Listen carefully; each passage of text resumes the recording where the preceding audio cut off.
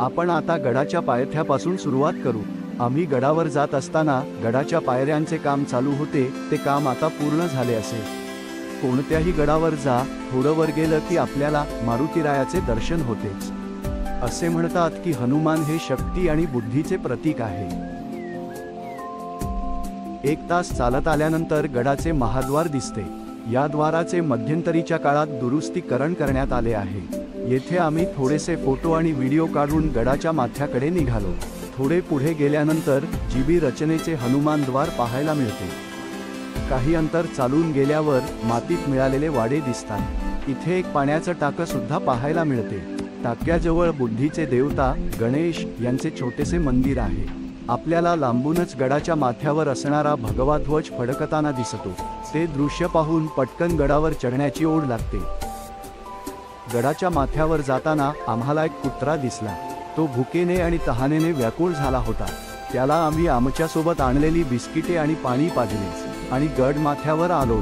गडावरून गडाच्या पायथ्याचे दृश्य खूप सुंदर दिसत होते।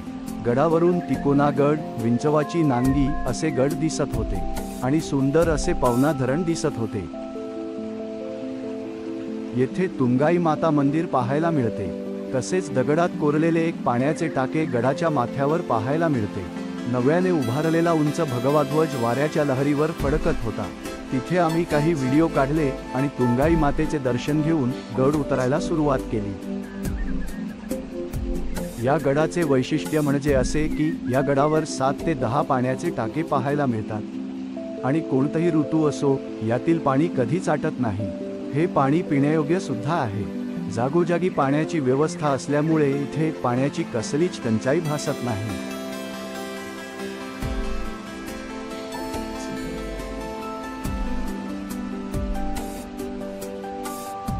गडाच्या पायथ्याशी आल्यानंतर मंदिराजवळ थंडगार झाडाच्या सावलीत थोडासा विसावा घेतला आणि नवीन गडाच्या शोधात निघालो।